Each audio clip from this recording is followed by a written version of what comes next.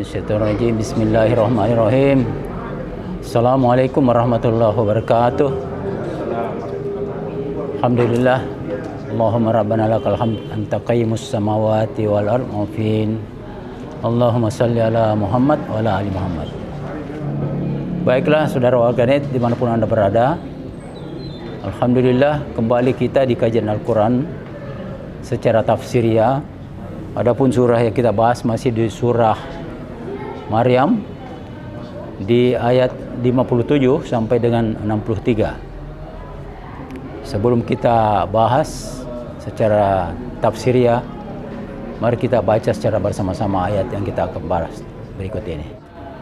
A'udzu billahi minasy syaithanir rajim.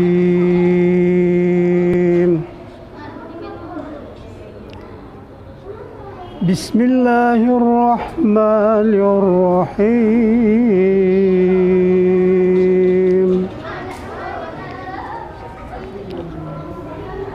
Ulaika alladzina an'ama Allahu 'alaihim minan nabiyyin. Ulaika alladzina an'ama Allahu 'alaihim minan nabiyyin. Alaihim minan nabiyyin min zurriyyati Adam wa mimman hamalna ma'a Nuh. Amin zurriyyati Adam wa mimman hamalna ma'a wa min zurriyyati Ibrahim wa Israil. Wa min zurriyyati Ibrahim wa Israil. Wa mimman hadaina wa jtabaina iza tutla alaihim. وَمِمَّا هَدَيْنَا وَاجْتَبَيْنَا إِذَا تُتْلَى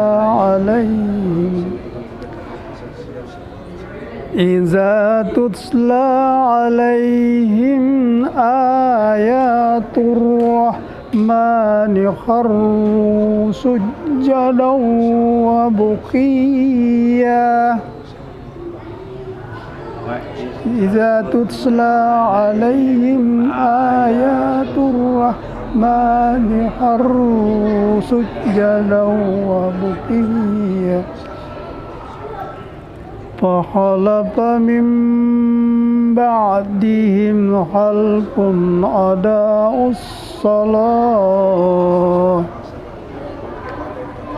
فخلف من بعد خلف أضاعوا الصلاة.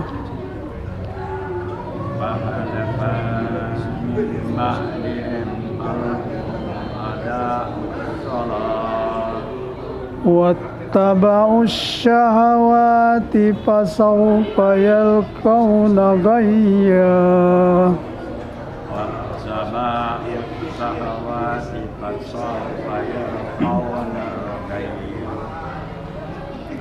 إلا من تاب وآمن وعمل صالحا.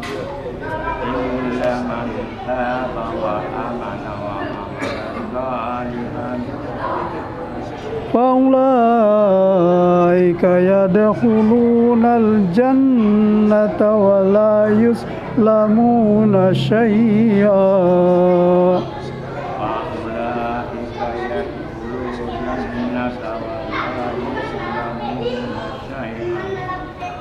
جنات عدن التي وعد الرحمن عباده بالغيب. جنات عدن التي وعد الرحمن عباده بالغيب إنه كان وعده مأتيا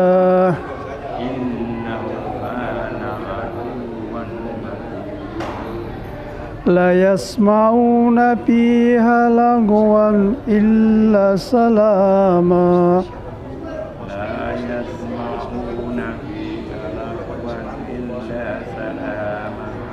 ولهم رزقهم فيها بكرة وعشيا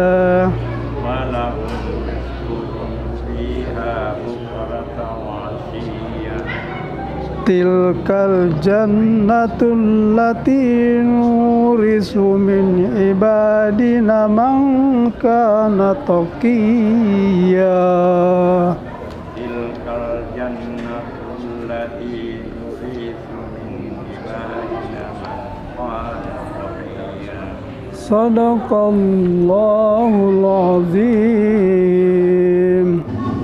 Assalamualaikum warahmatullahi wabarakatuh. Alhamdulillah alladzi 'allama bil qalam 'allamal insana ma lam ya'lam. Kita melangkah kepada pemaknaan tafsiriyah. Jadi ulaika ini dimaksudkan nabi-nabi yang disebut dalam ayat-ayat sebelumnya. Inilah nabi-nabi, orang-orang yang Allah telah beri nikmat. Ya. Demikian pula turunannya. Kemudian setelah Adam dan anak-anaknya itu, bahkan anak Adam itu ada yang durhaka ya. Dan ada beberapa turunannya kemudian itu menjadi durhaka. Dan sampai ketika Nabi Nuh berdakwah, mayoritas durhaka. Mayoritas durhaka. Akhirnya Allah menurunkan bala, tenggelam bumi.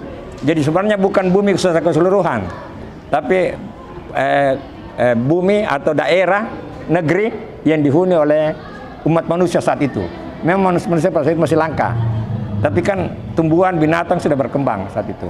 Jadi beberapa wilayah itu tidak tenggelam sebenarnya, hanya di daerah yang dihuni oleh Nuh dan kaumnya. Akhirnya dibinasakan. Akhirnya hanya orang-orang yang beriman. Jadi turunannya Adam, kemudian turunannya Nuh. Tetapi kemudian turunan dari Nuh ini ada juga yang durhaka lagi, meskipun sudah diseleksi. Jadi barangkali itu sifat manusia, itulah mungkin karena gara-gara kehadiran iblis, setan itu ya. Jadi tetap juga kasihan itu manusia durhaka bagian. Ya. Jadi keturunan Ibrahim, dan Ibrahim ini termasuk memang pilihan ya. Kan di sini disebut juga kami memilih ya. Sebab Nabi Ibrahim itu anaknya, dua anaknya itu jadi nabi semua. Ismail dan Ishak. Ismail itulah yang kemudian dibawa ke Mekah, dan turunannya itulah Bani Hashim, turunannya itulah Quraisy, itulah Nabi Muhammad.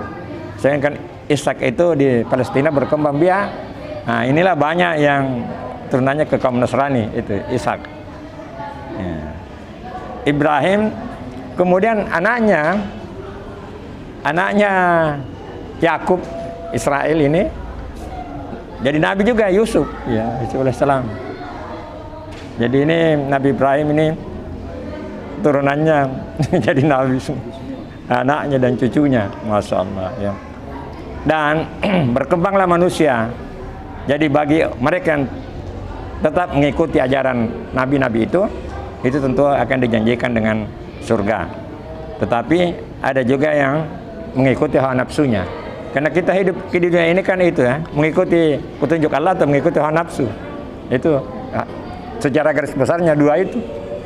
Jadi ini Allah memberikan ancaman ini dan sekaligus janji kepada orang-orang yang saleh yang mengikuti ajaran Rasul. Karena di sini dikatakan bahwa Allah menantang, datangkanlah, datangkanlah, karena ini adalah orang-orang yang beriman, para nabi beriman ini. Tapi kan ada juga yang durhaka. Ya. Kemudian datanglah kaum lagi yang durhaka, meskipun dari turunan Adam dan Nuh ini, tapi ada juga yang membangkang gitu. Tetapi Allah di sini mengatakan man tabah wa amanah. Jadi intinya itulah bertobat. Tobat itu sebenarnya dari kata taubah, kembali. Jadi meskipun orang berdosa, orang jahat, tapi pintu tobat tetap terbuka. Dan inilah yang kita harapkan, yang disebut dengan husnul khatimah, ya, akhir yang baik. Jadi lebih bagus itu mantan preman daripada mantan ustaz. Akhir ini yang menentukan. Kita ini tidak boleh bangga dengan apa yang kita miliki saat ini, karena suatu saat bisa saja dibalik itu. Makanya ada doa, ya, la tuzigh qulubana ba'da hadataina wa hab lana min ladunka rahmatan innaka antal wahhab. Karena ini bolak-balik kita ini, kita ya. Dan kita tidak boleh memandang enteng seseorang, karena boleh saja di akhir hayatnya dia bertobat, ya, dan mendapatkan tempat di jannatin tajrimin. Ya. Jadi bumi ini akan diwariskan kepada jannat itu diwariskan kepada orang-orang yang bertakwa. Ya, mudah-mudahan kita termasuk orang-orang yang masuk kategori takwa dan memasuki surga Aden yang dijanjikan oleh Allah Subhanahu wa taala. Yang penting kita tetap berpegang pada Al-Qur'an, karena itulah pedoman. Tetapi kita pernah diingatkan oleh ustaz bahwa setan iblis paling tidak senang kalau kita baca Quran, karena di situ rahasia yang terbuka, rasanya terbuka, dan di situ kelihatan tipu dayanya. Ya. Makanya saya alami juga dulu itu, baru baca sudah mulai mengantuk. Dulu itu waktu anak-anak itu berarti godaan setan memang tidak menghendaki kita membaca Quran. Dan kita alhamdulillah beberapa orang di antara kita itu masih konsisten untuk menekuni mempelajari Al-Quran, istiqamah. Khairukum, sabda Rasulullah, khairukum man ta'allamul Qur'ana wa 'allamhu. Sebab di antara kalian adalah yang belajar Al-Quran dan mengajarkannya. Pengajaran yang paling baik adalah membuktikan, memberi contoh. Ya. Jadi ada mungkin amalan-amalan kita yang sesuai anjuran Al-Quran, itu pengajaran yang paling baik. Ya. Jadi bukan hanya teori, tetapi menunjukkan atau memperlihatkan praktek daripada Quran. Saya kira itu saja kita berbagi. Akhir kalam, Assalamualaikum warahmatullahi wabarakatuh. Assalamualaikum warahmatullahi wabarakatuh. Waalaikumsalam. Alhamdulillah, syukurillah bahwa kita berada pada bulan Ramadan ini. Banyak amalan yang dianjurkan untuk dilakukan pada bulan Ramadan ini. Antara lain pada 10 sampai 20, 10 hari ini kita dianjurkan untuk mengamalkan bertaubat. Jadi 10 sampai dari 1 sampai 10 yang lalu itu kita menyatakan bahwa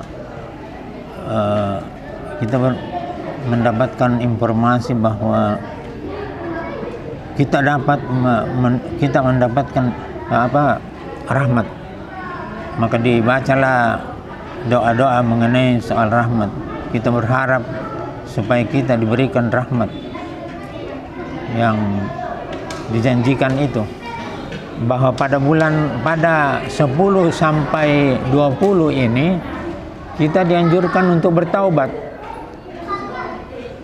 dengan membaca bisa saja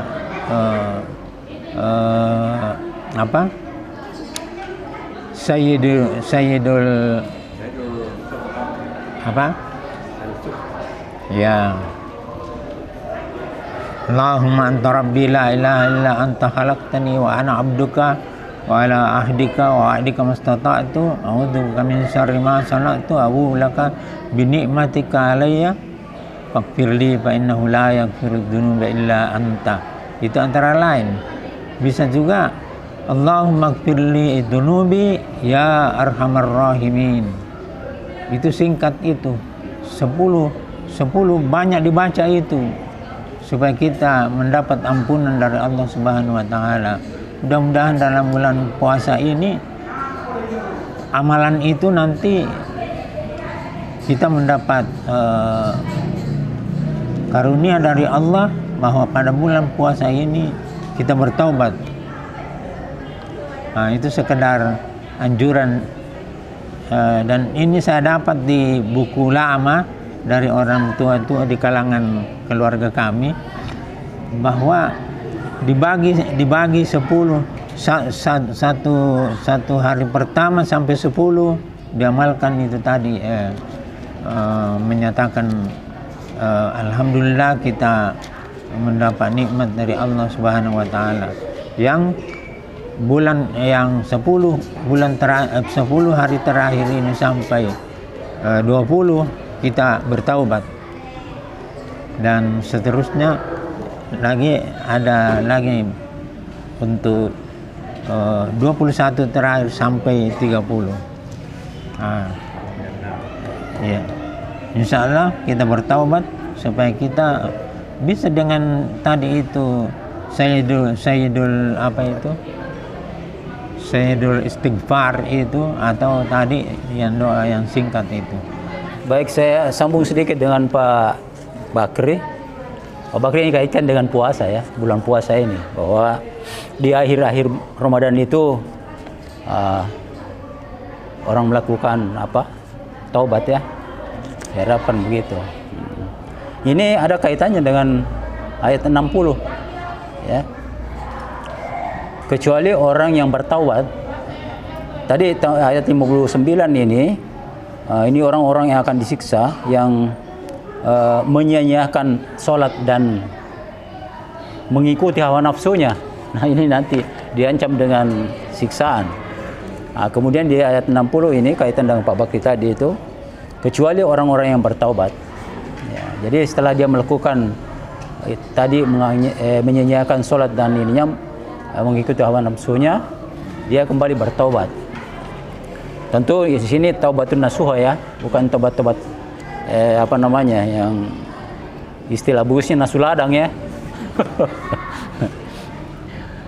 Kemudian beriman dan beramal soleh. Jadi tidak cukup saja bertobat, harus pula beriman dan beramal soleh. Nah, itulah yang dijanjikan Allah Subhanahu wa taala, bahwa mereka itu akan masuk surga. Itu dijanjikan oleh Allah.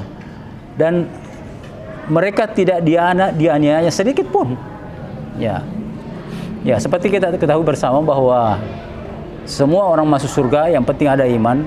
Tapi kan melalui proses, ada namanya proses disiksa dulu baru masuk surga. Tapi ini di sini dikatakan bahwa kalau dia benar-benar beriman, bertaubat dan beramal soleh, insya Allah Allah menjanjikan dia akan masuk surga tanpa dianiaya sedikit pun. Jadi ada memang orang juga begitu nanti, bahwa tidak mendapatkan sisaan di neraka.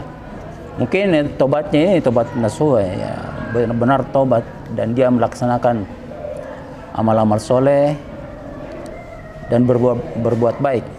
Dan ya, taubat memang adalah jaminan surga. Dari itu taubah artinya kembali ke fitrah. Kan tadi saat kita lahir kita bersih. Nah, itu taubat, itu berarti kembali ke fitrahnya. Jadi ada yang beranggapan bahwa nanti tua baru saya taubat. Persoalannya kita tidak bisa merencanakan begitu, karena bisa saja belum tua sudah dipanggil, atau di saat jelang tua makin menjadi-jadi kedurhakaannya. Jadi taubat ini memang jaminan, tetapi tidak bisa seseorang memprediksi bahwa suatu saat dia akan tobat, ya. Karena boleh jadi dosa-dosa itu akan menutupi semakin banyak kita berbuat dosa, maka semakin banyak hijab itu. Tetapi Allah memang menjanjikan, bagaimana kisahnya Nabi Yunus, ya, seorang nabi yang dia frustasi karena dia berdakwah itu, ya, tidak juga, akhirnya dia lari dari tugasnya. Jadi ada juga nabi sebenarnya lari dari tugasnya. dan dia ditelan ikan dalam kegelapan. Tapi di situ dia menyadari, dia tobat. Saya ingat sekali tuh Pak Mus ingatkan itu, dan saya masih ingat dan saya amalkan itu. Pengakuan pertobatan yang sangat tinggi nilainya. La ilaha illa anta subhanaka inni kuntu minadz zalimin. Jadi pengakuan itu, dan itu seandainya tidak diucapkan itu mungkin dia akan menghuni pendidikan sampai yaumil akhir, artinya dia akan sesat selama-lamanya. Tapi pengakuan ini, dan ini tobat yang ungkapan yang sangat bagus yang diucapkan oleh Nabi Yunus dalam dia mengakui la ilaha illa anta, tidak ada Tuhan selain engkau, subhanaka, maha suci engkau, sesungguhnya inni kuntu, saya ini termasuk golongan orang-orang yang bodoh, orang-orang yang zalim. Karena zalim itu dari kata zalamah, gelap. Ya, gelap artinya yang tidak memperhatikan perintah-perintah atau pelarangan. Jadi dia dalam kegelapan. Nah, itu orang yang zalim, ya. Jadi dari kata gelap. Nah, ini ungkapan Nabi Yunus ini akhirnya diterima tobatnya. Dan dia terdampar di satu tempat di mana terdapat tanaman sejenis labu. Ya, jadi ini sebenarnya labu ini bagus untuk pemulihan kekuatan, karena dia lemah itu, lemah. Tapi ada tanaman labu di situ, dia makan itu. Rupanya Allah memang menumbuhkan itu. Artinya sebelum Nabi Yunus sampai ke situ, sudah tumbuh untuk itu. Jadi buah sejenis labu itu yang dia makan itu. Ya, hanya dia menuju ke suatu kaum, rupanya di kaum yang di negeri yang lain itu sudah banyak pengikutnya. Jadi di situ dia kembali berdakwah dan banyak pengikutnya. Jadi dia akhirnya happy ending. Nabi Yunus itu happy ending. Nah, ini semua kisah-kisah ada dalam Quran, semua itu memiliki hikmah. Itu saya kira berkaitan dengan tadi kata-kata tobat itu. Ya, jadi kita tidak bisa mengatur-ngatur bahwa nanti saya akan tobat, tidak bisa. Karena kita la haula wala quwata illa billahil alim. Ya, terima kasih. Jadi saya terpancing dengan Pak Nur. Jadi itu sebenarnya kalau kita mencermati orang-orang terdahulu, terutama para nabi-nabi. Jadi memang nabi-nabi itu begitu dia meminta, langsung dapat yang dia minta. Beda dengan kita penduduk sekarang. Seperti contohnya Nabi Ibrahim alaihissalam. Begitu dia dibakar sama Raja Namrud, dia di dalam kulna ya nur kuni bardam wa salam ala Ibrahim, langsung kedinginan. Nabi Musa, begitu dia dikejar Raja Fir'aun, mau disergap, ada perintah pukulkan tongkat, langsung terbelah lautan, langsung tunai. Demikian halnya juga dengan Nabi Yunus. Begitu di dalam perut ikan dia berdoa seperti doa yang dikatakan oleh Pak Nur, langsung dimuntahkan keluar. Tapi kalau kita sekarang, ya menurut ulama, kalau kita berdoa itu biasanya tidak langsung, tapi oleh perantaran makhluk doa itu. Jadi contohnya misalnya kita minta sesuatu seperti yang dikisahkan oleh masa Nabi Nuh alaihissalam. Ada syekh yang sudah berapa kali diajak ke kapalnya Nabi Nuh, tetapi dia mengatakan saya tidak butuh bantuan manusia, saya hanya butuh pertolongan dari Allah Subhanahu Wa Taala. Jadi 3 kali berturut-turut dipanggil, kemudian meninggal, dia protes Allah, ma tansurullah, mana bantuanmu ya Allah, saya sudah berdoa. Dia bilang, tidakkah kau ketahui bahwa saya yang menguasai hati manusia, saya yang memerintahkan hambaku untuk menolong kamu 3 kali berturut-turut, tapi hatimu terlalu keras, kamu terlalu sombong, tidak mau menerima pertolongan itu. Artinya ini Pak, bahwa kita itu dengan sesama manusia, kita harus pandai berterima kasih, karena terkadang melalui pertolongan manusia, doa kita itu diantarkan melalui perantaraan manusia. Ya. Ya, seperti yang terjadi pada kisah Nabi Nuh itu. Ya. Setelah dia sadari bahwa oh iya ya 3 kali berturut-turut saya. Pertama mau diambil, dijemput, kedua dijemput ya dengan onta, kemudian dengan perahu, dia tetap menolak. Setelah dijelaskan di hadapan Allah, baru dia tahu oh, ternyata itulah pertolongan Allah. Dia langsung istighfar. Jadi tidak spontan doa itu pada zaman kita sekarang ini. Coba kita pakai doanya Nabi Nuh bakar tangan, langsung panas. Tidak sama dengan Nabi Ibrahim. Saya sekedar tambahan. Assalamualaikum warahmatullahi wabarakatuh. Jadi di sini kita masuk ke surah Maryam yang surat yang ayat ulaikal ladzina an'amallahu alaihim minan nabiyyin min zurriyyati, keturunan. Jadi memang yang saya dapat kemarin itu dari keturunan dari pertama Adam, Nabi Adam yang pertama, terus ada yang kedua. Nabi yang kedua itu sedikit sekali dijelaskan di dalam Al-Qur'an, tidak banyak. Itu namanya Nabi Set. Terus untuk masalah taubat, memang kita tidak bisa bertaubat kecuali kehendaknya. Jadi tidak ada daya dan upaya, engkaulah yang berkuasa. La haula wala quwata illa billah. Jadi memang engkaulah yang berkuasa untuk kita bisa bertobat. Engkaulah yang berkuasa atas diri kami, atas diri ini. Jadi mungkin cuma itu yang bisa saya sampaikan. Terima kasih. Assalamualaikum warahmatullahi wabarakatuh.